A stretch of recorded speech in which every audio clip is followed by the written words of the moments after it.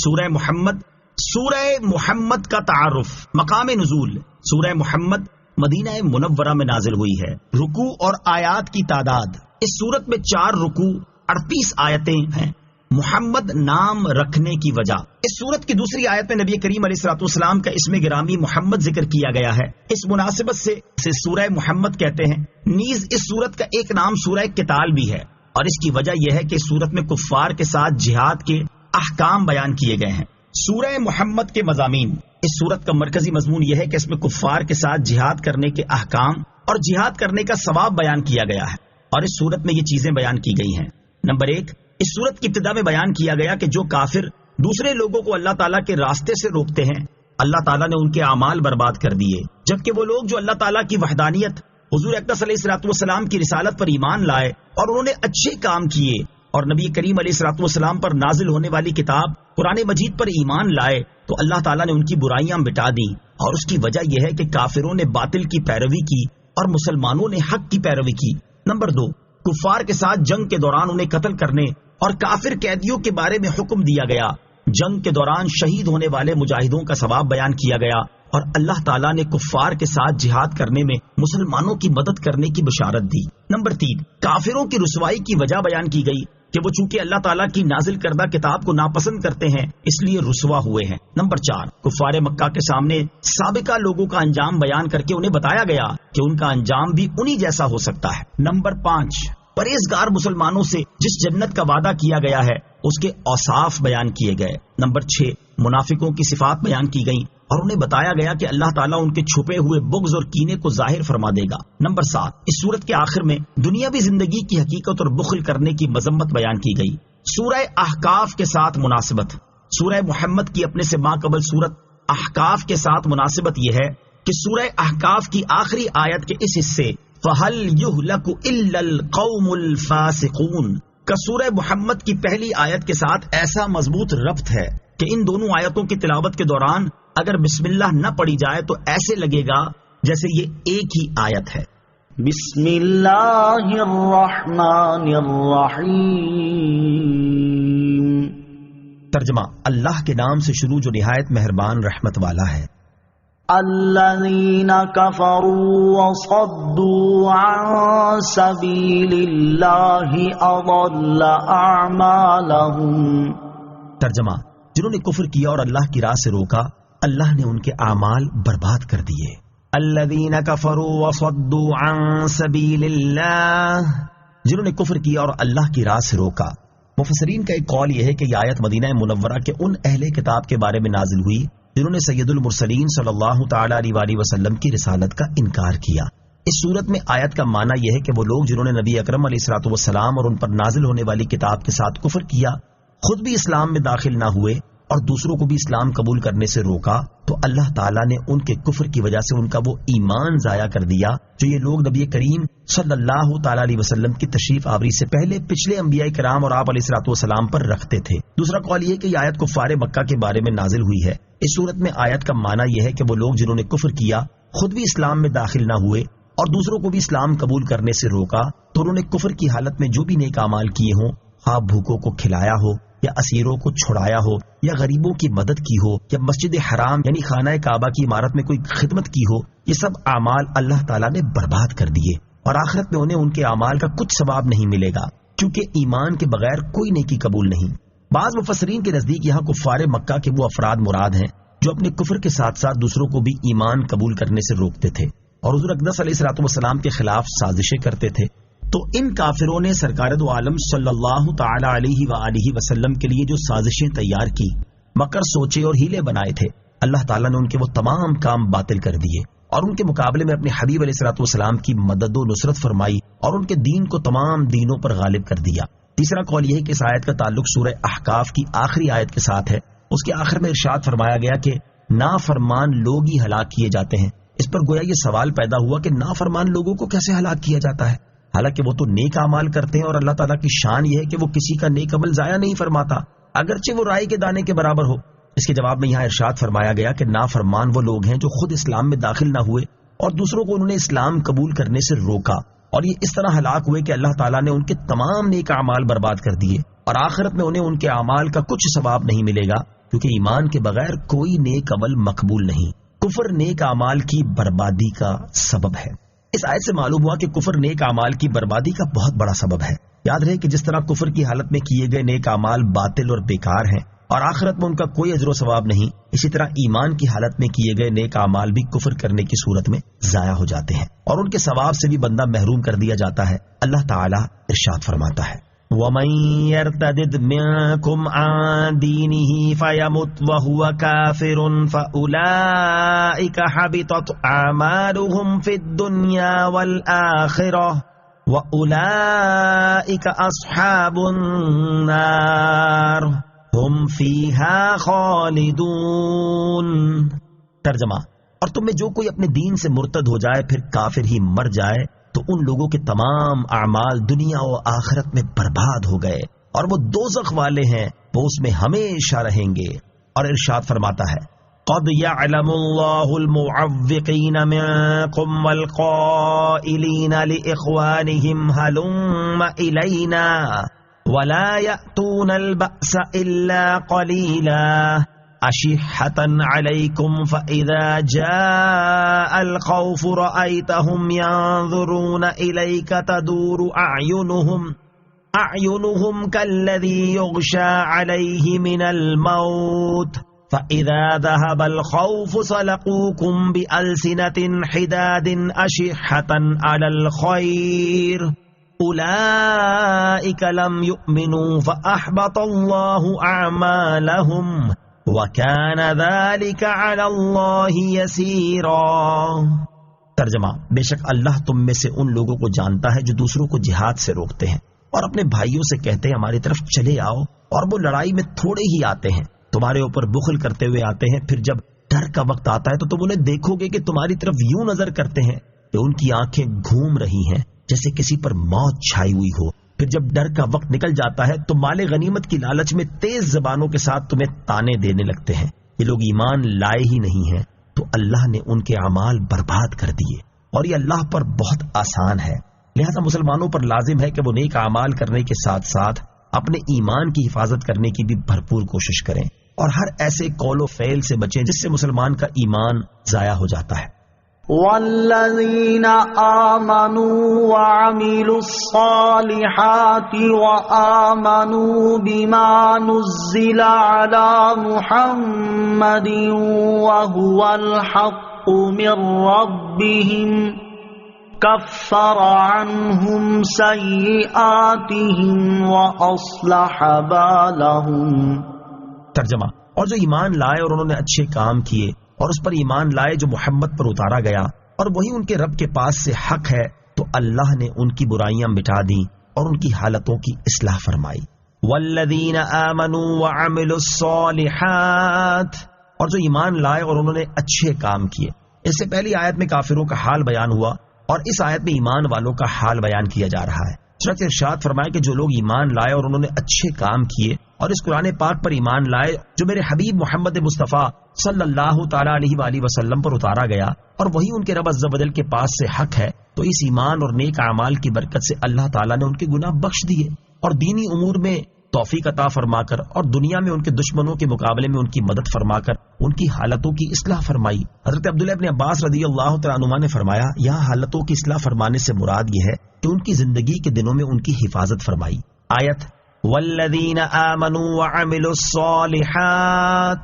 سے حاصل ہونے والی معلومات۔ اس آیت سے تین باتیں معلوم ہوئیں۔ نمبر ایک، قرآن مجید پر ایمان لانے کو جدا گانا ذکر کرنے سے معلوم ہوا کہ قرآن مجید کی شان انتہائی بلند ہے اور جن پر یہ قرآن نازل ہوا ہے ان کی شان بھی بہت عظیم ہے۔ نمبر دو، ایمان کے لیے ان تمام چیزوں کو ماننا ضروری ہے جو حضور پر نور علیہ الصلوۃ والسلام اللہ تعالیٰ کی طرف سے لائے ہیں۔ اگر کسی نے ان میں سے ایک کا بھی انکار کیا تو کافر ہو جائے گا۔ نمبر تین، ایمان سے زمانہ کفر کے تمام گناہ مٹ جاتے ہیں مگر نیکیاں باقی رہتی ہیں۔ یاد رہے کہ سیئات گناہوں کو کہتے ہیں جبکہ حقوق العباد کو ضائع کرنا دوسری چیز ہے۔ اس لیے ایمان لانے سے زمانہ کفر کے قرض وغیرہ معاف نہیں ہوں گے، بلکہ نو مسلم نے کفر کے زمانے میں جو بندوں کے حقوق تلف کیے ہوں گے وہ اسے بہرحال ادا کرنے ہوں گے۔ ذَلِكَ بِأَنَّ الَّذِينَ كَفَرُوا اتَّبَعُوا الْبَاطِلَ وَأَنَّ الَّذِينَ آمَنُوا اتَّبَعُوا الْحَقَّ من ربهم كذلك يضرب الله للناس أمثالهم۔ ترجمہ، یہ اس لیے کہ کافر باطل کے پیروکار ہوئے اور ایمان والوں نے حق کی پیروی کی جو ان کے رب کی طرف سے ہے۔ اللہ ان کے حالات لوگوں سے یوں ہی بیان فرماتا ہے، ذَلِكَ بِأَنَّ الَّذِينَ كَفَرُوا اتَّبَعُوا الْبَاطِلَ، یہ اس لیے کہ کافر باطل کے پیروکار ہوئے، یعنی ہم نے جو کافروں کے اعمال ضائع کر دیے، جبکہ ایمان والے نیک بندوں کی خطاؤں سے درگزر فرمایا اور ان کی حالتوں کی اصلاح فرمائی۔ اس کی وجہ یہ ہے کہ کافروں نے باطل کی پیروی کر کے حق کے مقابلے میں باطل کو اختیار کیا، اور ایمان والوں نے اس حق کی پیروی کی جو ان کے رب عز و جل کی طرف سے ہے۔ اور اللہ تعالیٰ لوگوں کے سامنے دونوں گروہوں کے حالات یوں ہی بیان فرماتا ہے کہ کافروں کے عمل ضائع ہیں اور ایمانداروں کی لغزشیں بھی بخش دی جائیں گی، تاکہ وہ ان سے عبرت حاصل کریں اور کفار کی خصلتوں سے بچ کر مومنین کے طریقے اختیار کریں۔ یاد رہے کہ یہاں آیت میں باطل سے مراد شیطان یا نفس امارہ یا برے سردار ہیں، اور حق سے مراد اللہ تعالیٰ کی کتاب اور رسول کریم صلی اللہ تعالی علیہ وسلم کی سنت ہے۔ امت کا اجماع اور مجتہد علماء کا قیاس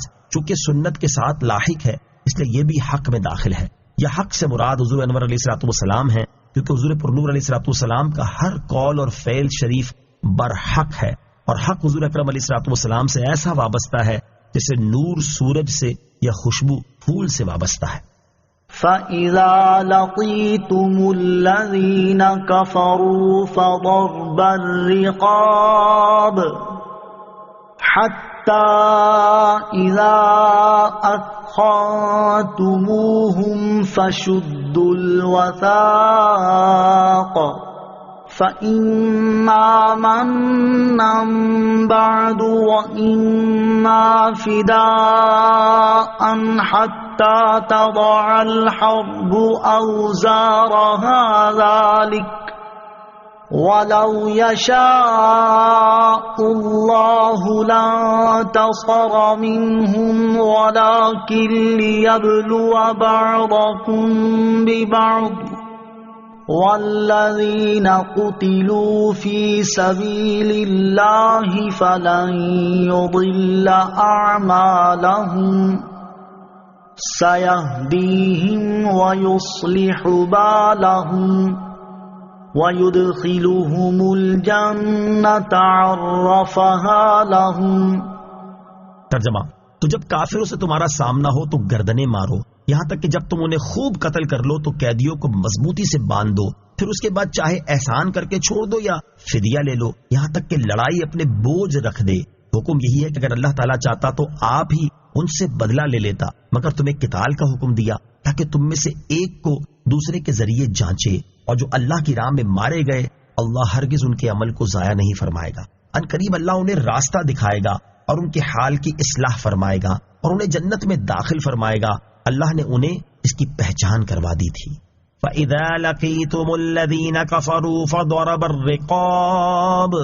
تو جب کافروں سے تمہارا سامنا ہو تو گردنیں مارو، یعنی جب کافروں اور ایمان والوں کا حال یہ ہے جو بیان ہوا، تو اے ایمان والو جب کافروں کے ساتھ تمہاری جنگ ہو تو اس دوران لڑنے والے کافروں کی کوئی رعایت نہ کرو، بلکہ انہیں قتل کرو، یہاں تک کہ جب تم انہیں کثرت سے قتل کر لو، جس کی حد یہ ہے کہ کافروں کا زور ٹوٹ جائے اور مسلمانوں پر غالب آنے کا امکان نہ رہے اور باقی رہ جانے والوں کو قید کرنے کا موقع آ جائے، تو اس وقت انہیں مضبوطی سے باندھ دو تاکہ وہ بھاگ نہ سکیں۔ قید کرنے کے بعد تمہیں دو باتوں کا اختیار ہے، چاہے ان قیدیوں پر احسان کر کے انہیں کوئی فدیہ لیے بغیر چھوڑ دو یا ان سے فدیہ لے لو۔ یہ قتل اور قید کرنے کا حکم اس وقت تک ہے کہ لڑائی کرنے والے کافر اپنا اسلحہ رکھ دیں اور اس طرح جنگ ختم ہو جائے کہ مشرکین مسلمانوں کی اطاعت قبول کر لیں یا اسلام لائیں۔ اللہ تعالیٰ کا یہی حکم ہے۔ وَلَوْ يَشَاءُ اللَّهُ لَانتَصَرَ مِنْهُمْ،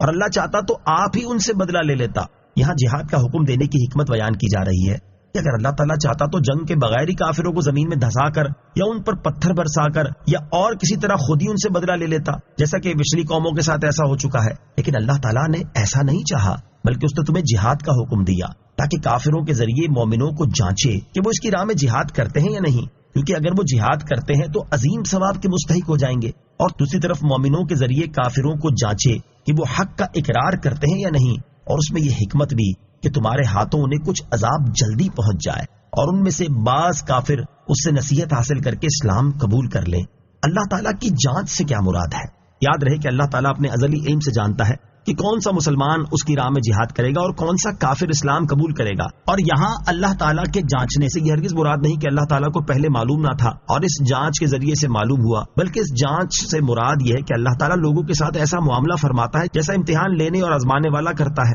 تاکہ فرشتوں اور جنوں انس کے سامنے معاملہ ظاہر ہو جائے. والذین قتلوا فی سبیل اللہ،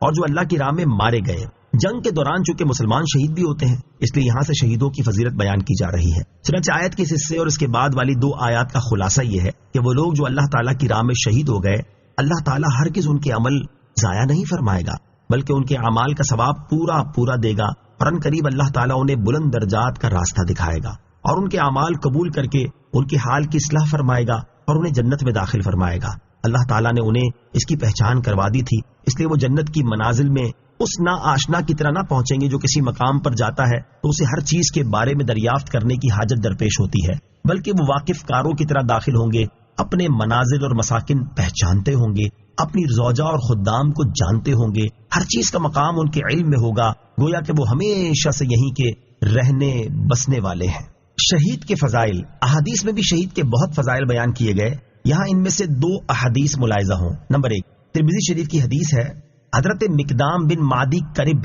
رضی اللہ تعالیٰ عنہ سے روایت ہے، رسول اللہ صلی اللہ تعالیٰ علیہ وسلم نے ارشاد فرمایا، اللہ تعالیٰ کی بارگاہ میں شہید کی 6 خصلتیں یعنی درجے ہیں. نمبر 1 پہلی دفعہ میں اسے بخش دیا جاتا ہے. نمبر 2 اسے جنت کا ٹھکانہ دکھا دیا جاتا ہے. نمبر 3 اسے قبر کے عذاب سے امان دی جاتی ہے اور وہ بڑی گھبراہٹ سے امن میں رہے گا. نمبر 4 اس کے سر پر عزت کا تاج رکھا جائے گا جس کا ایک یاقوت دنیا اور دنیا کی چیزوں سے بہتر ہوگا. نمبر 5 72 حور عین سے اس کا نکاح کیا جائے گا. نمبر 6 اور اس کے 70 قریبی رشتہ داروں کے بارے میں اس کی شفاعت قبول کی جائے گی. حدیث نمبر 2 حضرت قیس رضی اللہ تعالیٰ عنہ سے روایت ہے، رسول کریم صلی اللہ تعالیٰ علیہ وسلم نے ارشاد فرمایا، شہید کو 6 خصلتیں عطا کی جاتی ہیں. نمبر 1 اس کے خون کا پہلا قطرہ گرتے ہی اس کے گناہ مٹا دیے جاتے ہیں. نمبر 2 اسے جنت کا ٹھکانہ دکھا دیا جاتا ہے. نمبر 3 حور عین سے اس کا نکاح کیا جائے گا. نمبر 4 اور 5 بڑی گھبراہٹ اور قبر کے عذاب سے امن میں رہے گا. نمبر 6 اسے ایمان کا حلہ پہنایا جائے گا.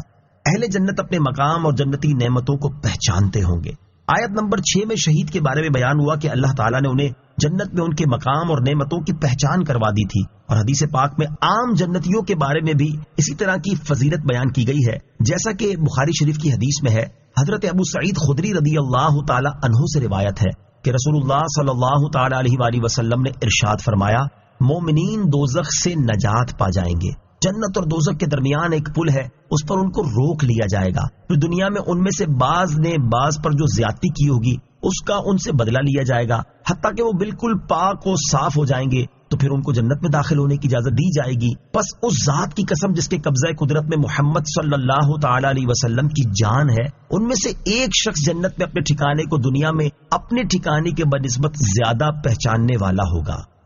یا ایھا الذین آمنوا ان تنصروا اللہ ینصرکم ویثبت اقدامکم. ترجمہ: اے ایمان والو، اگر تم اللہ کے دین کی مدد کرو گے تو اللہ تمہاری مدد کرے گا اور تمہیں ثابت قدمی عطا فرمائے گا. یا ایھا الذین آمنوا ان تنصروا اللہ ینصرکم. اے ایمان والو، اگر تم اللہ کے دین کی مدد کرو گے تو اللہ تمہاری مدد کرے گا. ارشاد فرمایا کہ اے ایمان والو، اگر تم اللہ تعالیٰ کے دین اور اس کے پیارے رسول صلی اللہ تعالیٰ علیہ وآلہ وسلم کی مدد کرو گے تو اللہ تعالیٰ دشمنوں کے مقابلے میں تمہاری مدد کرے گا اور تمہیں فتح و کامرانی نصیب فرمائے گا اور تمہیں میدان جنگ میں اور دین اسلام اور پل صراط پر ثابت قدمی عطا فرمائے گا. اللہ تعالیٰ کے دین کی مدد کرنے کی 7 صورتیں. اللہ تعالیٰ کے دین کی مدد کرنے کی بہت سی صورتیں ہیں، ان میں سے 7 صورتیں سماعت کیجیے. نمبر 1، اللہ تعالیٰ کے دین کو غالب کرنے کے لیے دین کے دشمنوں کے ساتھ زبان، قلم اور تلوار سے جہاد کرنا. نمبر 2، دین کے دلائل کو واضح کرنا، ان پر ہونے والے شبہات کو زائل کرنا، دین کے احکام، فرائض، سنن، حلال اور حرام کی شرح بیان کرنا. نمبر 3، نیکی کا حکم دینا اور برائی سے منع کرنا. نمبر 4، دین اسلام کی تبلیغ و اشاعت میں کوشش اور جد و جہد کرنا. نمبر 5، وہ قابل اور مستند علماء جنہوں نے اپنی زندگیاں دین کی ترویج و اشاعت کے لیے وقف کی ہوئی ہیں، ان کے نیک مقاصد میں ان کا ساتھ دینا. نمبر 6، نیک اور جائز کاموں میں اپنا مال خرچ کرنا. نمبر 7، علماء اور مبلغین کی مالی خیر خواہی کر کے انہیں دین کی خدمت کے لیے فارغ البال بنانا۔ نوٹ: ان 7 صورتوں کے علاوہ اور بھی بہت سی صورتیں ہیں جو اللہ تعالیٰ کے دین کی مدد کرنے میں داخل ہیں۔ بندوں سے مدد مانگنا شرک نہیں۔ یاد رہے کہ اللہ تعالیٰ غنی اور بے نیاز ہے، اسے نہ بندوں کی مدد کی حاجت ہے اور نہ ہی وہ اپنے دین کی ترویج و اشاعت اور اسے غالب کرنے میں بندوں کی مدد کا محتاج ہے۔ یہاں جو بندوں کو اللہ تعالیٰ کے دین کی مدد کرنے کا فرمایا گیا، یہ دراصل ان کے اپنے ہی فائدے کے لیے ہے۔ اس صورت میں انہیں اللہ تعالیٰ کی مدد حاصل ہوگی اور اللہ تعالیٰ کی طرف سے انہیں ثابت قدمی نصیب ہوگی۔ یہاں اسی حوالے سے مزید 2 باتیں سماعت فرمائیں۔ نمبر 1، اللہ تعالیٰ کے دین کی مدد خالص اللہ تعالیٰ کی رضا کے لیے کی جائے، اس میں کوئی دنیاوی مقصد پیش نظر نہ ہو۔ نمبر 2، اس آیت سے معلوم ہوا کہ اللہ تعالیٰ کے بندوں کی مدد لینا شرک نہیں، کیونکہ جب بندوں کی مدد سے غنی اور بے نیاز رب تعالیٰ نے بندوں کو اپنے دین کی مدد کرنے کا فرمایا ہے تو عام بندے کا کسی سے مدد طلب کرنا کیوں شرک ہوگا؟ وَالَّذِينَ كَفَرُوا فَتَعْسًا لَّهُمْ وَأَضَلَّ أَعْمَالَهُمْ ذَلِكَ بِأَنَّهُمْ كَرِهُوا مَا أَنزَلَ اللَّهُ فَأَحْبَطَ أَعْمَالَهُمْ۔ ترجمہ: اور جنہوں نے کفر کیا تو ان کے لیے تباہی و بربادی ہے اور اللہ نے ان کے اعمال برباد کر دیے۔ یہ سزا اس وجہ سے ہے کہ انہوں نے اللہ کے نازل کیے ہوئے کو ناپسند کیا تو اللہ نے ان کے اعمال ضائع کر دیے۔ والذین کفروا، اور جنہوں نے کفر کیا، یہاں سے اللہ تعالیٰ نے کفر کے 2 نتیجے بیان فرمائے ہیں۔ چنانچہ اس آیت اور اس کے بعد والی آیت کا خلاصہ یہ ہے کہ جنہوں نے کفر کیا تو ان کے لیے دنیا میں تباہی و بربادی ہے اور آخرت میں اللہ تعالیٰ نے ان کے اعمال برباد کر دیے۔ انہیں یہ سزا اس وجہ سے ملی ہے کہ انہوں نے اللہ تعالیٰ کے نازل کیے ہوئے قرآن کو ناپسند کیا، کیونکہ اس میں شہوات اور لذات کو ترک کرنے جبکہ طاعات اور عبادات میں مشقتیں اٹھانے کے احکام ہیں جو نفس پر شاق ہوتے ہیں، تو ان کے اس کفر کی وجہ سے اللہ تعالیٰ نے ان کے نیک اعمال برباد کر دیے۔ أَفَلَمْ يَسِيرُوا فِي الْأَرْضِ فَيَنظُرُوا كَيْفَ كَانَ عَاقِبَةُ الَّذِينَ مِن قَبْلِهِمْ دَمَّرَ اللَّهُ عَلَيْهِمْ وَلِلْكَافِرِينَ أَمْثَالُهَا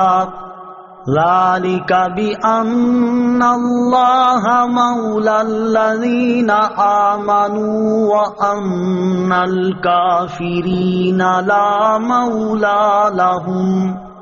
ترجمہ: تو کیا انہوں نے زمین میں سفر نہ کیا تو دیکھتے کہ ان سے پہلے لوگوں کا کیسا انجام ہوا؟ اللہ نے ان پر تباہی ڈالی اور ان کافروں کے لیے بھی پہلوں کے انجام جیسی بہت سی سزائیں ہیں، اس لیے کہ اللہ مسلمانوں کا مددگار ہے اور کافروں کا کوئی مددگار نہیں۔ افلم یسیروا فی الارض، تو کیا انہوں نے زمین میں سفر نہ کیا؟ یہاں سے پچھلی امتوں کا انجام بیان کر کے کافروں کو ڈرایا جا رہا ہے۔ چنانچہ اس آیت اور اس کے بعد والی آیت کا خلاصہ یہ ہے کہ کیا اللہ تعالیٰ کے ساتھ شرک کرنے والے اور اس کے رسول صلی اللہ تعالیٰ علیہ وسلم کو جھٹلانے والے کافر اپنے گھروں میں بیٹھے رہے ہیں اور انہوں نے شام، یمن اور عراق کی جانب سفر کے دوران دیکھا نہیں کہ ان سے پہلے جھٹلانے والی امتوں عاد اور سمود وغیرہ کا کیسا انجام ہوا، جو ان کے اجڑے ہوئے مکانات اور محلات کے آثار سے خوب ظاہر ہے۔ ان کا انجام یہ ہوا کہ اللہ تعالیٰ نے ان پر ایسی تباہی ڈالی جس سے وہ خود، ان کی اولاد اور ان کے اموال سب ہلاک ہو گئے۔ لہٰذا ان موجودہ کافروں کو بے فکر نہیں ہونا چاہیے۔ اگر یہ بھی سید عالم محمد مصطفیٰ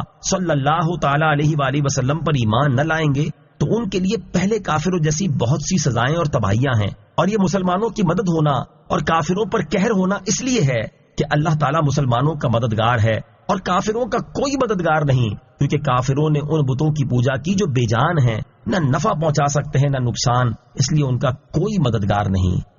ان اللہ يدخل الذین آمنوا وعملوا الصالحات جنات تجری من تحتها الانہار والذین کفروا یتمتعون ویأکلون کما تأکل الانعام والنار مثوی لہم۔ ترجمہ: بے شک اللہ ایمان لانے والوں اور اچھے اعمال کرنے والوں کو ان باغوں میں داخل فرمائے گا جن کے نیچے نہریں رواں ہیں، اور کافر فائدہ اٹھا رہے ہیں اور ایسے کھاتے ہیں جیسے جانور کھاتے ہیں، اور آگ ان کا ٹھکانہ ہے۔ ان اللہ یدخل، بے شک اللہ داخل فرمائے گا۔ اس سے پہلی آیات میں ایمان والوں اور کافروں کا دنیاوی حال بیان کیا گیا، اور اس آیت میں ان دونوں کا اخروی حال بیان کیا جا رہا ہے۔ چنانچہ اس آیت کا خلاصہ یہ ہے کہ اللہ تعالیٰ چونکہ ایمان والوں کا مددگار ہے، اس لیے انہیں اس کا آخرت میں ثمرہ یہ ملے گا کہ اللہ تعالیٰ ایمان لانے والوں اور اچھے اعمال کرنے والوں کو ان باغوں میں داخل فرمائے گا جن کے نیچے نہریں رواں ہیں، اور کافروں کا حال یہ ہے کہ وہ دنیا میں اپنے انجام کو فراموش کیے ہوئے ہیں اور غفلت کے ساتھ چند دنوں کے لیے اپنے مال و متاع سے فائدہ اٹھا رہے ہیں، اور ایسے کھاتے ہیں جیسے جانور کھاتے ہیں، کیونکہ جانوروں کو یہ تمیز نہیں ہوتی کہ کہاں سے کھانا ہے، اس لیے انہیں جہاں سے جو مل جائے اسے کھانا شروع کر دیتے ہیں۔ اس طرح کھاتے وقت جانور اس چیز سے غافل ہوتے ہیں کہ اس کھانے کے بعد وہ ذبح کر دیے جائیں گے، اور یہی حال کفار کا ہے جو حلال و حرام کی تمیز کیے بغیر کھاتے رہتے ہیں اور غفلت کے ساتھ دنیا طلب کرنے اور اس کے عیش و عشرت سے فائدہ اٹھانے میں مشغول ہیں، اور آنے والی مصیبتوں کا خیال بھی نہیں کرتے، حالانکہ جہنم کی آگ ان کا ٹھکانہ ہے۔ کافروں اور ایمان والوں میں فرق علامہ اسماعیل حقی رحمۃ اللہ تعالی علیہ فرماتے ہیں، اس کا حاصل یہ ہے کہ کافر صرف اپنے پیٹ اور شرمگاہ کی شہوت کو پورا کرنے میں لگے رہتے ہیں اور آخرت کی جانب کوئی توجہ نہیں کرتے، تو انہوں نے اپنے دنوں کو کفر اور گناہوں میں ضائع کر دیا اور دنیا میں جانوروں کی طرح کھاتے پیتے رہے، جبکہ ایمان والے اللہ تعالیٰ کی اطاعت و فرما برداری کرتے ہیں، ریاضت اور مجاہدے کرنے میں مشغول رہتے ہیں، اسی لیے اللہ تعالیٰ نے انہیں عالی شان جنتیں عطا فرما کر ان پر احسان فرمایا، اور یہیں سے سید المرسلین صلی اللہ تعالی علیہ وآلہ وسلم کے اس فرمان دنیا مومن کا قید خانہ اور کافر کی جنت ہے کا راز ظاہر ہوا کہ مومن اس چیز کو پہچانتا ہے کہ دنیا قید خانہ ہے اور اس کی نعمتیں ظاہر ہونے والی ہیں، اس لیے وہ اپنے نفس کو اللہ تعالیٰ کی اطاعت کا پابند بنا دیتا ہے، جس کے نتیجے میں اسے اللہ تعالیٰ کی طرف سے جنت اور اس کی ہمیشہ باقی رہنے والی نعمتیں نصیب ہوتی ہیں۔ اور کافر چونکہ آخرت کا منکر ہے، اس لیے وہ دنیا میں لذتوں اور عیش و عشرت میں مشغول ہوا تو اس کے لیے آخرت میں جہنم کی قید اور زقوم کھانے کے سوا کچھ باقی نہ بچا۔ افسوس، فی زمانہ مسلمانوں کی غفلت کا حال بھی کچھ کم نظر نہیں آتا، اور ان کا حال دیکھ کر یہ نظر آتا ہے کہ وہ موت کے بعد قبر و حشر کے ہولناک احوال سے بے فکر ہیں، اللہ تعالیٰ کی بارگاہ میں ہونے والی پیشی اور اعمال کے حساب سے غافل ہیں، اور ان کا مقصود صرف دنیا کے عیش و عشرت سے لطف اندوز ہونا اور اس کی زیب و زینت سے فائدہ اٹھانا ہے۔ اللہ تعالیٰ انہیں ہدایت اور عقل سلیم عطا فرمائے، آمین۔ مومن اور کافر کے کھانے میں فرق، یہاں آیت کی مناسبت سے مومن اور کافر کے کھانے میں 4 فرق بیان کیے جاتے ہیں۔ نمبر 1، سچا مسلمان کھانے سے پہلے حلال و حرام کی تمیز کرتا ہے کہ کیا میرے لیے اس کا کھانا شرعاً جائز بھی ہے یا نہیں، جبکہ کافر جانوروں کی طرح حلال و حرام کی تمیز کیے بغیر کھاتا رہتا ہے۔ نمبر 2، کافر کی نظر جانوروں کی طرح ہر وقت کھانے پینے میں رہتی ہے، جبکہ مومن کی نگاہ ذکر و فکر میں رہتی ہے۔ نمبر 3، کافر کھانے پینے کا حریص ہوتا ہے جبکہ مومن قناعت کرنے والا ہوتا ہے۔ نمبر 4، کافر جانور کی طرح اپنے انجام سے غافل رہتے ہوئے کھاتا پیتا ہے، جبکہ مومن اپنے انجام پر نگاہ رکھتے اور اس کی فکر کرتے ہوئے کھاتا ہے۔ یاد رہے کہ دنیا کی نعمتوں سے لطف اندوز ہونا برا نہیں، بلکہ برا یہ ہے کہ حلال و حرام کی تمیز کیے بغیر جو کچھ ملے اس سے فائدہ اٹھانا شروع کر دیا جائے۔ یوں ہی برا یہ ہے کہ نعمتوں میں مشغول ہو کر اپنی آخرت کو فراموش کر دیا جائے۔ برا یہ ہے کہ نعمتوں میں کھو کر بندہ اپنے انجام سے غافل ہو جائے۔ اس لیے جو مسلمان اپنے انجام کی فکر کرتے ہوئے اور آخرت کو بہتر بنانے کی تیاری کرتے ہوئے دنیا کی جائز و حلال نعمتوں سے فائدہ اٹھاتا ہے، اس میں کوئی برائی نہیں، اور جو مسلمان حلال و حرام کی پرواہ کیے بغیر نعمتوں سے لطف اندوز ہوتا ہے یا اپنی آخرت اور انجام سے بے فکر ہو کر نعمتوں سے لطف اندوز ہونے میں مشغول رہتا ہے، وہ ضرور برا ہے۔ وَكَأَيِّن مِّن قَرْيَةٍ هِيَ أَشَدُّ قُوَّةً مِّن قَرْيَتِكَ الَّتِي أَخْرَجَتْكَ أَهْلَكْنَاهُمْ فَلَا نَاصِرَ لَهُمْ۔ ترجمہ، اور کتنے ایسے شہر ہیں جو تمہارے اس شہر سے زیادہ قوت والے تھے، جس نے تمہیں باہر نکال دیا، ہم نے انہیں ہلاک کر دیا تو ان کے لیے کوئی مددگار نہیں۔ وَكَأَيِّن مِّن قَرْيَةٍ هِيَ أَشَدُّ قُوَّةً مِّن قَرْيَتِكَ،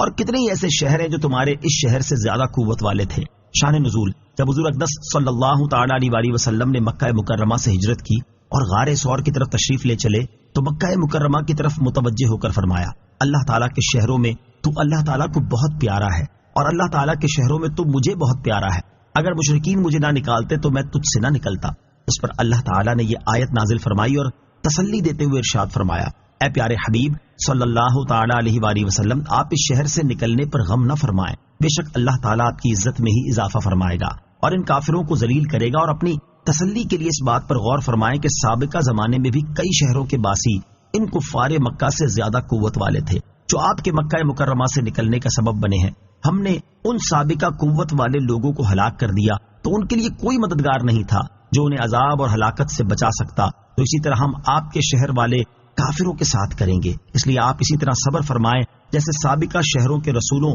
علیہم الصلاۃ والسلام نے صبر فرمایا۔ أفمن كان على بينة من ربه كمن زين له سوء عمله واتبعوا أهواءهم۔ ترجمہ، تو جو شخص اپنے رب کی طرف سے روشن دلیل پر ہو، کیا وہ اس جیسا ہوگا جس کے برے عمل اس کے لیے خوبصورت بنا دیے گئے اور وہ اپنی خواہشوں کے پیچھے چلے؟ افما كان على بينة من ربه،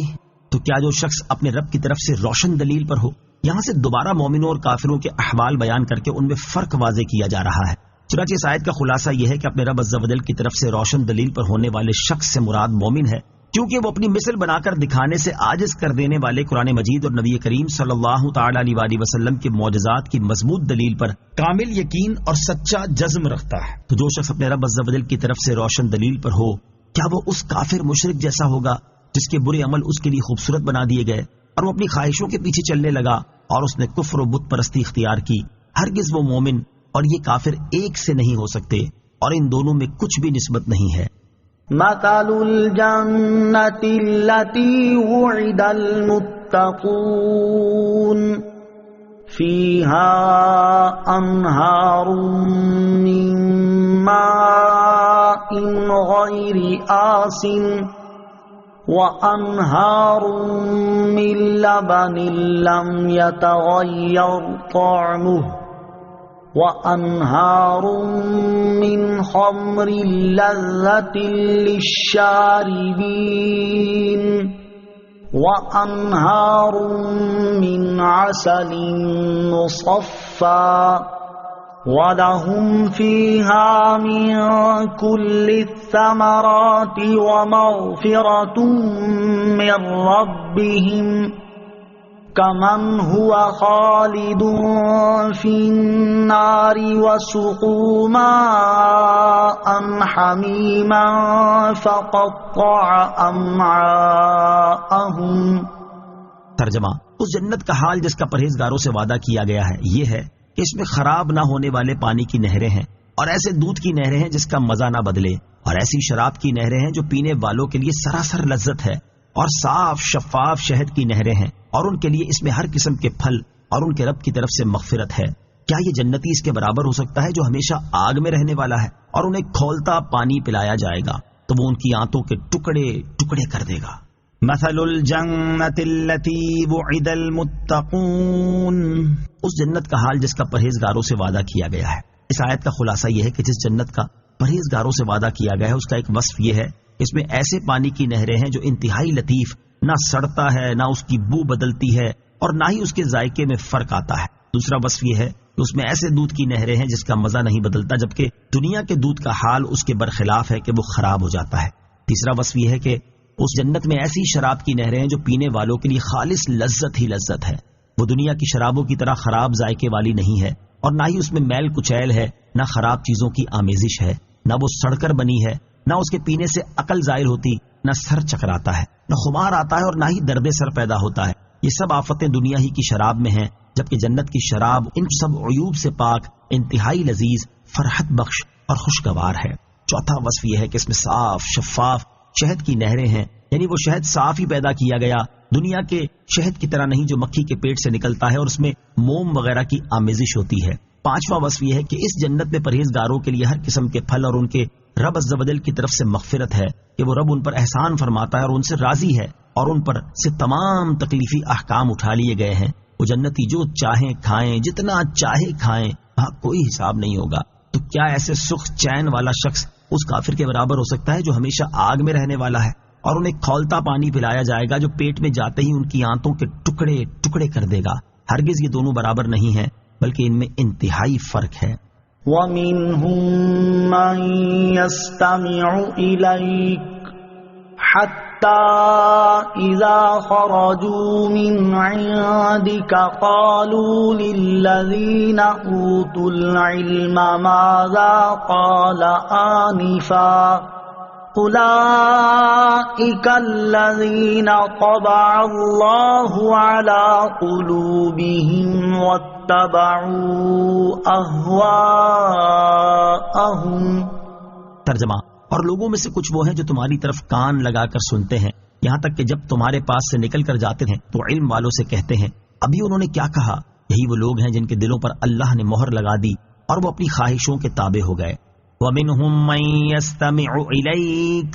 اور لوگوں میں سے کچھ وہ ہیں جو تمہاری طرف کان لگا کر سنتے ہیں. اس سے پہلی آیات میں کافر کا حال بیان کیا گیا اور اب یہاں سے منافق کا حال بیان کیا جا رہا ہے. چنانچہ اس آیت کا خلاصہ یہ ہے کہ اے پیارے حبیب علیہ الصلوۃ والسلام، لوگوں میں سے کچھ وہ ہیں جو خطبہ وغیرہ میں حقیقت میں انتہائی بے توجہی کے ساتھ لیکن ظاہر میں بڑے غور سے آپ کے ارشادات سنتے ہیں تاکہ لوگ انہیں مخلص مسلمان سمجھیں. یہاں تک کہ جب یہ منافق لوگ آپ کے پاس سے نکل کر جاتے ہیں تو علمی مقام رکھنے والے صحابہ کرام جیسے حضرت عبداللہ بن مسعود وغیرہ سے مذاق اڑانے کے طور پر کہتے ہیں ابھی نبی کریم علیہ الصلوۃ والسلام نے کیا فرمایا ہے، کیونکہ ہم آپ کی باتیں سمجھ نہیں سکے. ان منافقوں کا طرز عمل بیان کرنے کے بعد ان کے بارے میں اللہ تعالیٰ ارشاد فرماتا ہے کہ یہی وہ لوگ ہیں جنہوں نے حق کی پیروی کرنا ترک کر دی تو ان کے دلوں پر اللہ تعالیٰ نے مہر لگا دی اور ان کے دلوں کو مردہ کر دیا، جس کا نتیجہ یہ ہوا کہ وہ اخلاص کے ساتھ ایمان نہ لائے، تاجدار رسالت صلی اللہ تعالیٰ علیہ وسلم کے ارشادات سن کر ان سے نفع نہ اٹھایا، اپنی باطل خواہشوں کے تابع ہو گئے اور نفاق کو اختیار کیا. والذین اہتدوا زادہم ہدی وآتاہم تقواہم. ترجمہ: اور جنہوں نے ہدایت پائی تو اللہ نے ان کی ہدایت اور زیادہ فرما دی اور انہیں ان کی پرہیزگاری عطا فرمائی. والذین اہتدوا، اور جنہوں نے ہدایت پائی. اس سے پہلی آیت میں اللہ تعالیٰ نے منافق کے بارے میں بیان فرمایا کہ وہ سن کر نفع نہیں اٹھاتا بلکہ وہ نفسانی خواہشات کی پیروی کرتا رہتا ہے، اور اس آیت میں مومن کا حال بیان فرما رہا ہے جس نے سن کر نفع اٹھایا اور ہدایت پائی. چنانچہ ارشاد فرمایا وہ ایمان والے جنہوں نے نبی کریم علیہ الصلوۃ والسلام کا کلام غور سے سنا اور اس سے نفع اٹھایا تو اللہ تعالیٰ نے ان کی بصیرت، علم اور سینے کی کشادگی میں مزید اضافہ فرما دیا اور انہیں پرہیزگاری عطا فرمائی. پرہیزگاری عطا فرمانے سے مراد پرہیزگاری کی توفیق دینا ہے یا اس کا معنی یہ ہے کہ انہیں پرہیزگاری کی جزا دی اور اس کا ثواب عطا فرمایا. اس سے معلوم ہوا کہ نیکی کا صلہ مزید نیکی کی توفیق اور ہدایت کا صلہ مزید ہدایت ملنا بھی ہوتا ہے. یوں ہی علم سیکھنے کا صلہ مزید علم کی توفیق ملنا بھی ہے اور علم سیکھنے پر اللہ تعالیٰ مزید علم عطا فرماتا ہے اور دیگر علوم کی بھی راہ دکھاتا ہے. فَهَلْ يَنظُرُونَ إِلَّا السَّاعَةَ أَن تَأْتِيَهُم بَغْتَةً فَقَدْ جَاءَ أَشْرَاطُهَا فَأَنَّىٰ لَهُمْ إِذَا جَاءَتْهُمْ ذِكْرَاهُمْ. ترجمہ: تو وہ قیامت ہی کا انتظار کر رہے ہیں کہ ان پر اچانک آ جائے تو بے شک اس کی کئی علامتیں تو آ ہی چکی ہیں، پھر جب قیامت آ جائے گی تو ان کا نصیحت ماننا انہیں کہاں مفید ہوگا. فَهَلْ يَنظُرُونَ إِلَّا السَّاعَةَ، تو وہ قیامت ہی کا انتظار کر رہے ہیں. ارشاد فرمایا کہ وہ کفار اور منافقین قیامت ہی کا انتظار کر رہے ہیں کہ ان پر اچانک آ جائے، کیونکہ توحید و رسالت پر دلائل دیے جا چکے، سابقہ امتوں کے احوال ان کے سامنے بیان کر دیے گئے، قیامت قائم ہونے اور اس کے ہولناک امور کے بارے میں خبریں دے دی گئیں. اس کے باوجود بھی اگر یہ ایمان نہیں لائے تو اب قیامت کے دن ہی ان کا ایمان لانا متوقع ہے. یہ لوگ قیامت سے غافل ہیں، حالانکہ اس کی کئی علامتیں تو آ ہی چکی ہیں، جن میں سے ایک نبی کریم علیہ الصلوۃ والسلام کی تشریف آوری اور دوسری چاند کا 2 ٹکڑے ہونا ہے. پھر جب قیامت آ جائے گی تو اس وقت ان کا نصیحت ماننا کہاں مفید ہوگا، کیونکہ اس وقت توبہ اور ایمان قبول ہی نہ کیا جائے گا. فَاعْلَمْ أَنَّهُ لَا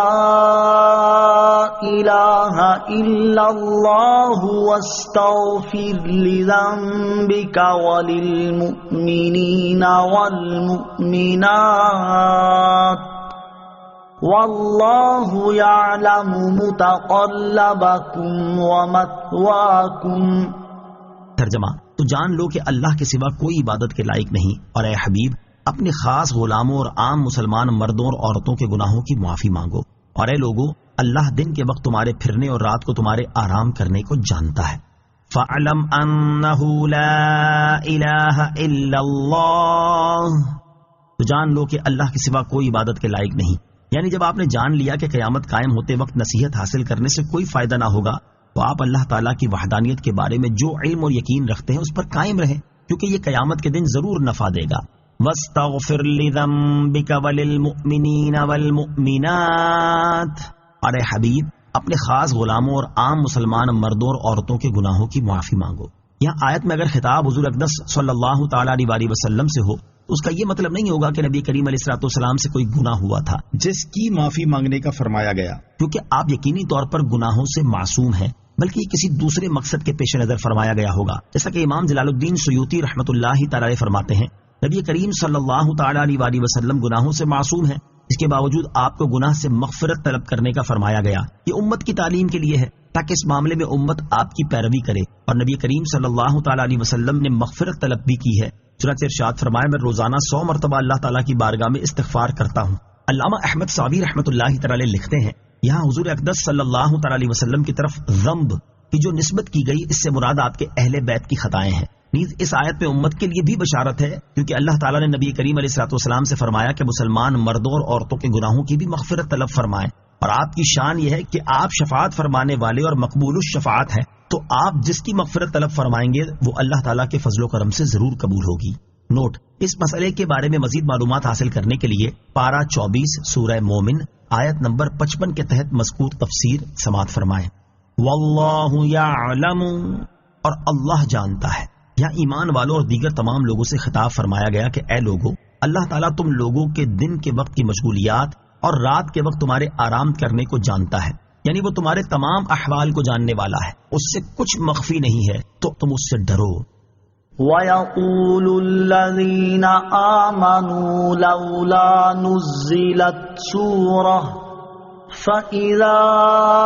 أُنزِلَتْ سُورَةٌ مُحْكَمَةٌ وَذُكِرَ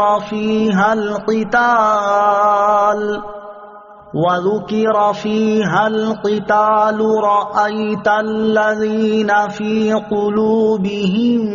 مَّرَضٌ يَنظُرُونَ إِلَيْكَ نَظَرَ الْمَغْشِيِّ عَلَيْهِ مِنَ الْمَوْتِ فَأَوْلَىٰ لَهُمْ طاعة وقول معروف فإذا عزم الأمر فلو صدقوا الله لكان خيرا لهم۔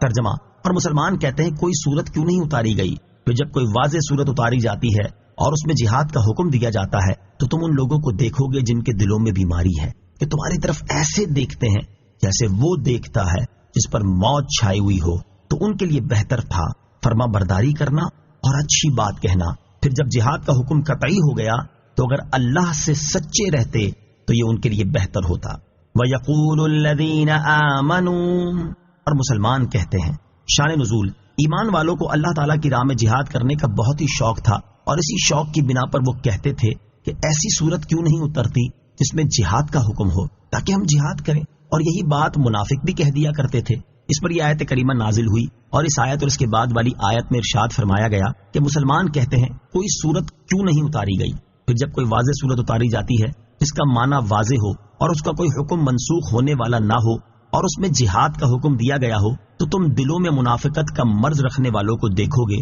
کہ وہ پریشان ہو کر تمہاری طرف ایسے دیکھتے ہیں جیسے وہ شخص دیکھتا ہے جس پر موت کے وقت غشی چھائی ہوئی ہو۔ حالانکہ اگر یہ اس وقت اللہ تعالیٰ اور رسول کریم علیہ الصلوۃ والسلام کی فرما برداری کرتے اور اچھی بات کہتے تو یہ ان کے لیے بہتر تھا۔ تو جب جہاد کا حکم قطعی ہو گیا اور جہاد فرض کر دیا گیا تو منافقوں نے اس سے جان چھڑانے کے لیے کوششیں شروع کر دی، حالانکہ اگر یہ ایمان اور اطاعت پر قائم رہ کر اللہ تعالیٰ سے کیے ہوئے وعدے میں سچے رہتے تو یہ ان کے لیے بہتر ہوتا۔ فَهَلْ عَسَيْتُمْ إِن تَوَلَّيْتُمْ أَن تُفْسِدُوا فِي الْأَرْضِ وَتُقَطِّعُوا أَرْحَامَكُمْ۔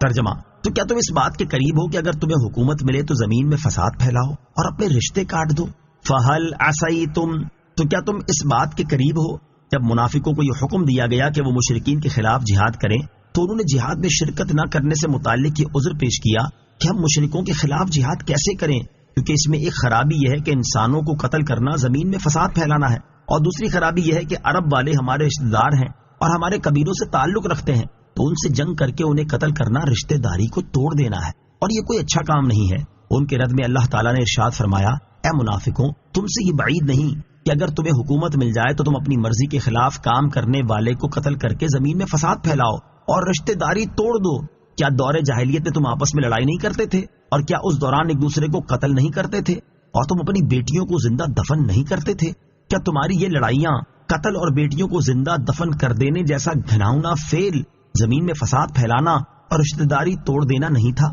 تو اب تم کس منہ سے یہ کہتے ہو کہ جہاد کرنا زمین میں فساد پھیلانے اور رشتہ داری توڑ دینے جیسی خرابیوں کا حامل ہے؟ اور ان سب شواہد کے ہوتے ہوئے تمہارا جہاد میں شریک نہ ہونے کے لیے یہ عذر پیش کرنا کسی طرح بھی درست نہیں ہے۔ اسلامی جہاد رحمت ہے یا فساد؟ اس سے معلوم ہوا کہ منافقین اسلامی جہاد کو زمین میں فساد اور خرابیوں کا سبب سمجھتے تھے، اس لیے جہاد سے منہ موڑتے تھے۔ اور اللہ تعالیٰ نے منافقوں کا جو رد فرمایا، اس سے معلوم ہوا کہ منافقوں کا اسلامی جہاد کے بارے میں یہ نظریہ غلط و باطل تھا، اور اس سے ان کا مقصد صرف جہاد میں جانے سے بچنا اور دوسروں کو جہاد میں شرکت سے روکنا تھا۔ فی زمانہ بھی اسلام کے دشمن اسلامی جہاد پر اسی طرح کے اعتراض کرتے ہیں، اور ان اعتراضات کے ذریعے لوگوں کے دلوں سے اسلام کی محبت اور اس سے قلبی تعلق ختم کر کے اس کے خلاف نفرت ڈالنے کی کوشش کرتے ہیں، اور مختلف واقعات کو بنیاد بنا کر لوگوں کے سامنے دین اسلام کو ایک ایسے دین کے طور پر پیش کرتے ہیں جس میں انسانیت پر بے انتہا ظلم و ستم کی تعلیم دی گئی ہے۔ اسی طرح اسلام دشمنوں کے افکار و نظریات اور ان کی تعلیمات سے مرعوب کچھ نام نہاد مسلمان بھی اسلامی جہاد سے متعلق ایسا کلام کرتے ہیں جو اس کی حقیقت اور اس کے اصل مقاصد کے بالکل برخلاف ہوتا ہے، حالانکہ ان میں بہت سے لوگ اچھی طرح جانتے ہیں کہ حقیقت اس سے کہیں مختلف ہے۔ حتیٰ کہ تاریخ سے ادنا سی واقفیت رکھنے والا شخص بھی اچھی طرح جانتا ہے کہ دین اسلام کا سورج طلوع ہونے سے پہلے انسانوں کا حال کیا تھا، اور وہ ظلم و ستم کی کس چکی میں پس رہے تھے، اور لوگ کس طرح غلامی کی زنجیروں میں قید اور اپنے آقاؤں کے ظلم و ستم کا شکار تھے۔ بچے، جوان، بوڑھے، مرد اور عورت، الغرض ہر سطح کے انسان جس ظلم و زیادتی اور بے رحمی کا شکار تھے، وہ تاریخ کے واقف کار سے ڈھکی چھپی نہیں۔ اور اس کے مقابلے میں دین اسلام کے تاریخی کارناموں پر نظر دوڑائی جائے تو صاف نظر آئے گا کہ دین اسلام نے ہی انسانیت کو ظلم و ستم کے گہرے اندھیرے سے نکالا۔ دین اسلام نے ہی انسانوں کو سر اٹھا کر جینا سکھایا۔ دین اسلام نے ہی انسانوں میں انسانیت کی قدر اور عظمت پیدا کی۔ دین اسلام نے ہی زمین میں فساد کو ختم کر کے پرسکون معاشرہ اور امن کی فضا قائم کی، انسانوں کو ان کے حقوق دلائے اور ان کے حقوق پر دست اندازی کرنے والوں کو شکنجے میں جکڑا، اور بڑے فسادیوں کے فساد سے دوسروں کو بچانے کے لیے انہیں قتل کرنے کا حکم دیا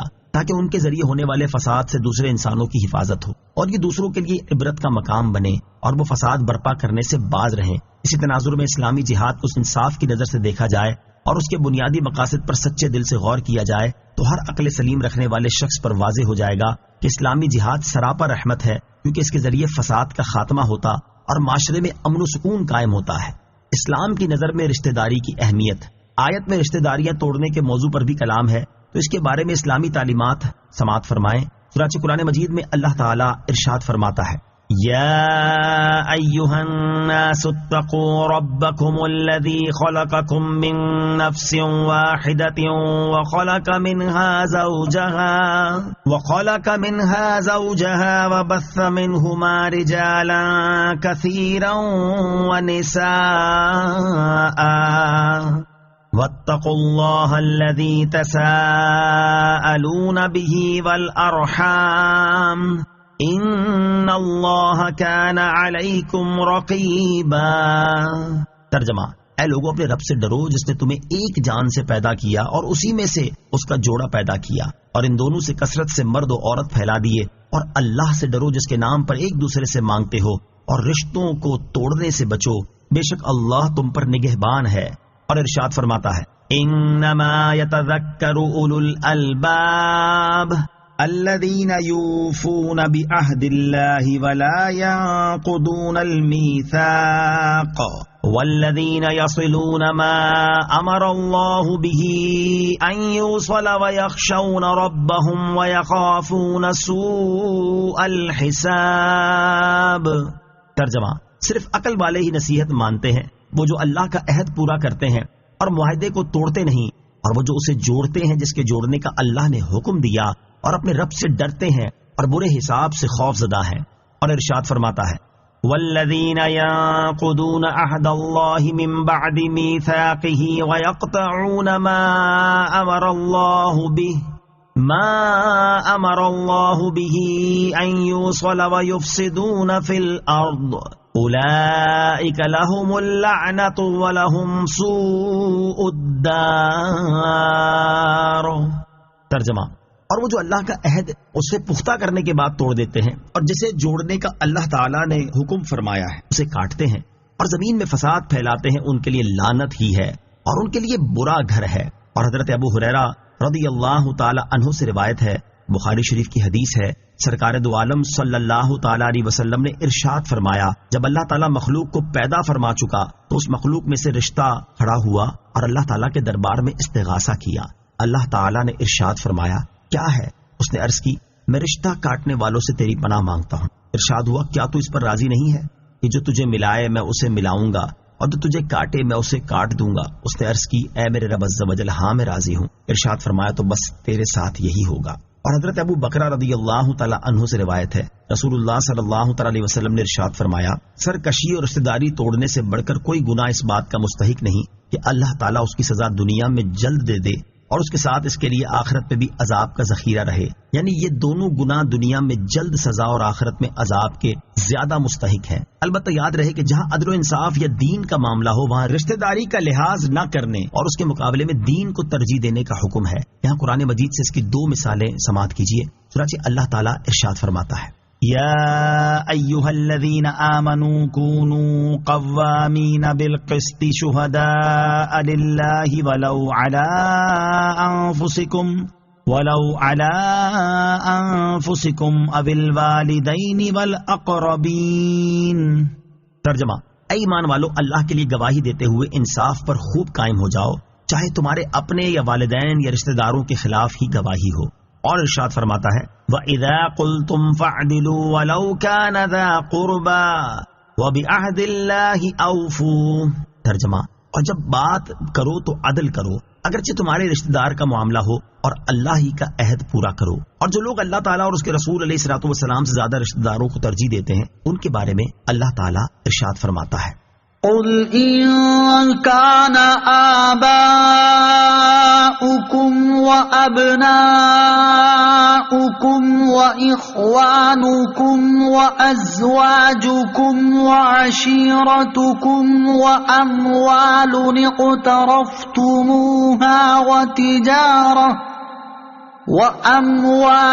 اقترفتموها وتجارة تخشون كسادها ومساكن ترضونها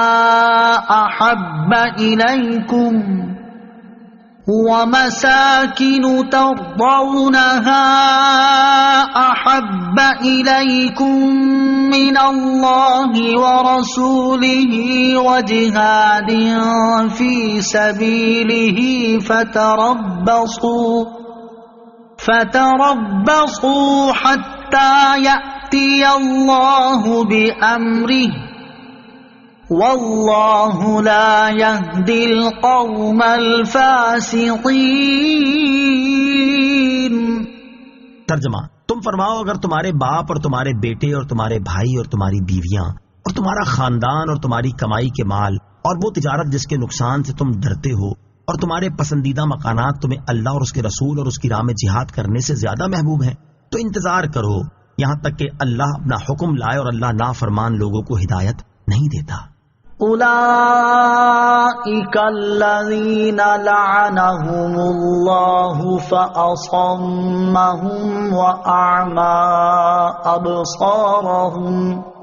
افلا يتدبرون القرآن ام على قلوب اقفالها۔ ترجمہ، یہ وہ لوگ ہیں جن پر اللہ نے لعنت کی تو اللہ نے انہیں بہرا کر دیا اور ان کی آنکھیں اندھی کر دی، تو کیا وہ قرآن میں غور و فکر نہیں کرتے بلکہ دلوں پر ان کے تالے لگے ہوئے ہیں۔ اولئک الذین،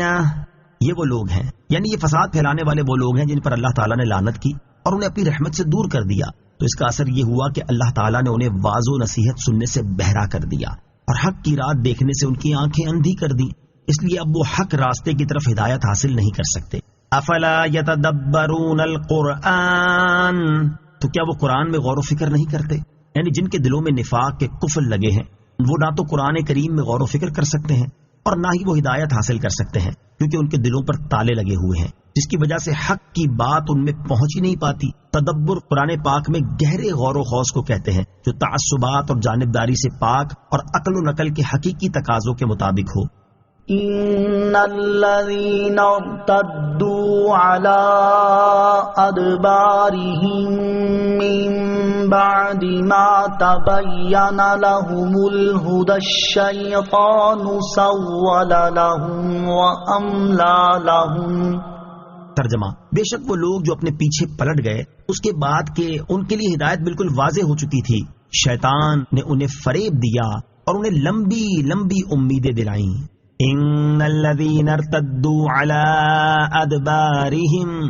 بے شک وہ لوگ جو اپنے پشت پیچھے پلٹ گئے، یعنی جو لوگ ہدایت کا راستہ واضح ہو جانے کے بعد ایمان سے کفر کی طرف پلٹ گئے، انہیں شیطان نے دھوکہ دیا اور ان کی نظر میں برائیوں کو ایسا مزین کیا کہ وہ انہیں اچھا سمجھنے لگے، اور انہیں دنیا میں مدتوں رہنے کی امید دلائی کہ ابھی بہت عمر پڑی ہے، خوب دنیا کے مزے اٹھا لو، اور ان پر شیطان کا فریب چل گیا. حضرت قتادہ رضی اللہ تعالی عنہ فرماتے ہیں، اس آیت میں اہل کتاب کے ان کفار کا حال بیان کیا گیا ہے جنہوں نے نبی اکرم علیہ الصلوۃ والسلام کو پہچانا اور آپ کی نعت و صفت اپنی کتاب میں دیکھی، پھر جاننے پہچاننے کے باوجود کفر اختیار کیا. حضرت عبداللہ ابن عباس رضی اللہ تعالی عنہما، ضحاک اور مفسر سدی کا قول ہے کہ ان لوگوں سے مراد منافق ہیں جو ایمان لا کر کفر کی طرف پھر گئے. ذلك بأنهم قالوا للذين كرهوا ما نزل الله سنطيعكم في بعض الأمر والله يعلم إسرارهم. ترجمہ: یہ اس لیے ہے کہ انہوں نے اللہ کے نازل کردہ کو ناپسند کرنے والوں سے کہا کسی کام میں ہم تمہاری اطاعت کریں گے اور اللہ ان کی چھپی ہوئی باتوں کو جانتا ہے. ذالک بأنہم قالوا،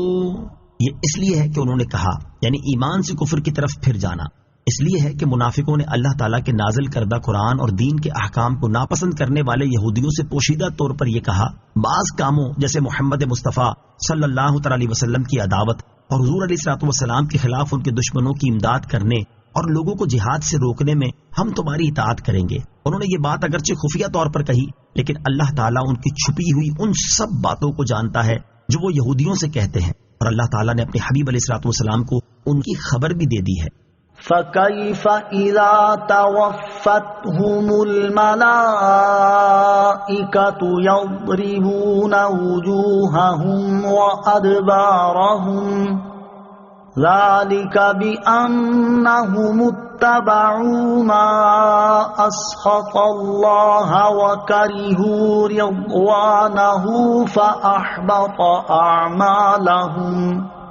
ترجمہ: تو ان کا کیسا حال ہوگا جب فرشتے ان کے منہ اور ان کی پیٹھوں پر ضربے مارتے ہوئے ان کی روح قبض کریں گے. یہ اس لیے ہے کہ انہوں نے اللہ کو ناراض کرنے والی بات کی پیروی کی اور انہوں نے اللہ کی خوشنودی کو پسند نہ کیا تو اس نے ان کے اعمال ضائع کر دیے. فَكَيْفَ إِذَا تَوَفَّتْهُمُ الْمَلَائِكَةُ،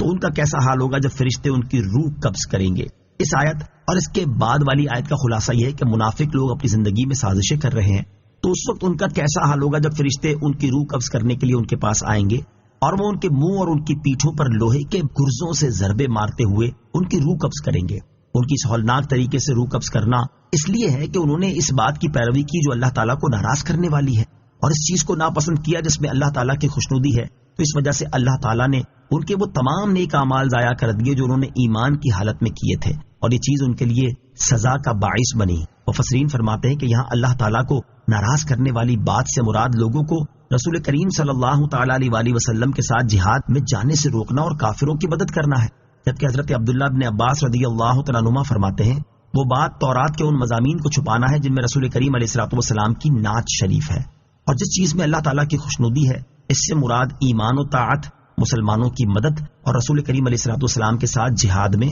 حاضر ہونا ہے. ام حسب الذین فی قلوبهم مرض ان لن یخرج اللہ اضغانهم. ترجمہ: کہ جن کے دلوں میں بیماری ہے وہ اس گھمنڈ میں ہے کہ اللہ ان کے چھپے ہوئے بغض و کینے کو ظاہر نہ فرمائے گا. الذین فی قلوبهم مرض، جن کے دلوں میں بیماری ہے، یعنی وہ لوگ جن کے دلوں میں نفاق کی بیماری ہے، کیا وہ اس گھمنڈ میں ہے کہ اسلام اور مسلمانوں کے خلاف ان کے دلوں میں موجود نفرت و عداوت کو اللہ تعالیٰ اپنے حبیب صلی اللہ تعالی علیہ وسلم اور مسلمانوں کے سامنے ظاہر نہیں فرمائے گا اور ان کے معاملات اسی طرح چھپے رہیں گے؟ ایسا نہیں ہے، بلکہ اللہ تعالیٰ انہیں رسوا فرمائے گا اور ان کا پردہ فاش فرما دے گا. وَلَوْ نَشَاءُ لَأَرَيْنَاكَهُمْ فَلَعَرَفْتَهُمْ بِسِيمَاهُمْ وَلَتَعْرِفَنَّهُمْ فِي لَحْنِ الْقَوْلِ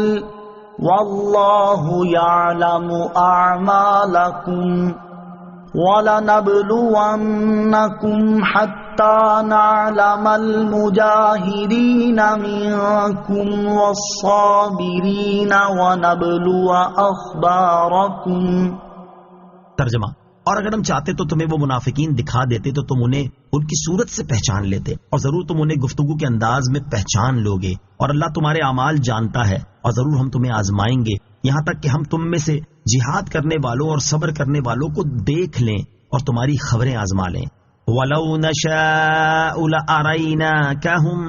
اور اگر ہم چاہتے تو تمہیں وہ منافقین دکھا دیتے۔ ارشاد فرمایا کہ پیارے حبیب صلی اللہ تعالی علیہ وسلم، اگر ہم چاہتے تو آپ کو دلائل اور علامات کے ذریعے ان منافقوں کی پہچان کروا دیتے، یہاں تک کہ آپ انہیں ان کی صورت سے ہی پہچان لیتے۔ حضرت عبداللہ ابن عباس رضی اللہ تعالیٰ عنہ فرماتے ہیں کہ اللہ تعالیٰ نے سورہ برات میں اپنے حبیب صلی اللہ تعالیٰ علیہ وسلم کو منافقوں کی پہچان کروا دی ہے۔ اور حضرت انس رضی اللہ تعالیٰ عنہ فرماتے ہیں اس آیت کے نازل ہونے کے بعد رسول کریم صلی اللہ تعالیٰ علیہ وسلم سے کوئی منافق پوشیدہ نہ رہا، آپ علیہ الصلوۃ والسلام سب کو ان کی صورتوں سے پہچانتے تھے۔ مزید ارشاد فرمایا کہ اے حبیب صلی اللہ تعالیٰ علیہ وسلم، آپ ضرور انہیں گفتگو کے انداز سے پہچان لوگے اور وہ اپنے ضمیر کا حال آپ سے چھپا نہ سکیں گے۔ چنانچہ اس کے بعد جو منافق لب ہلاتا تھا تو حضور اکرم علیہ الصلوۃ والسلام اس کے نفاق کو اس کی بات سے اور اس کے انداز کلام سے پہچان لیتے تھے۔ آیت کے آخر میں ارشاد فرمایا کہ اللہ تعالیٰ اپنے بندوں کے تمام اعمال جانتا ہے اور ہر ایک کو اس کے لائق جزا دے گا۔ اس آیت سے معلوم ہوا کہ اللہ تعالیٰ نے اپنے حبیب صلی اللہ تعالی علیہ وسلم کو جو بہت سی اقسام کا علم عطا فرمایا ہے، اس میں صورت سے پہچاننا اور بات سے پہچاننا بھی داخل ہے۔ وَلَنَبْلُوَنَّكُمْ، اور ضرور ہم تمہیں آزمائیں گے۔ ارشاد فرمایا کہ اے لوگو، ہم تمہیں جہاد کا حکم دے کر ضرور آزمائش میں ڈالیں گے، یہاں تک کہ ہم تم میں سے جہاد کرنے والوں اور اس پر صبر کرنے والوں کو ظاہر فرما دیں اور تمہاری خبروں کو آزما لیں، تاکہ ظاہر ہو جائے کہ طاعت و اخلاص کے دعوے میں تم میں سے کون سچا ہے۔ ان الذين كفروا وصدوا عن سبيل الله وشاقوا الرسول من بعد ما تبين لهم الهدى الرسول من بعد ما تبين لهم الهدى لن يضروا الله شيئا وسيحبط أعمالهم۔ ترجمہ: بے شک جنہوں نے کفر کیا اور اللہ کی راہ سے روکا اور رسول کی مخالفت کی، اس کے بعد کہ ان کے لیے ہدایت بالکل ظاہر ہو چکی تھی، وہ ہرگز اللہ کو کچھ نقصان نہیں پہنچا سکیں گے اور بہت جلد اللہ ان کے اعمال برباد کر دے گا۔ ان الذين كفروا وصدوا عن سبيل الله،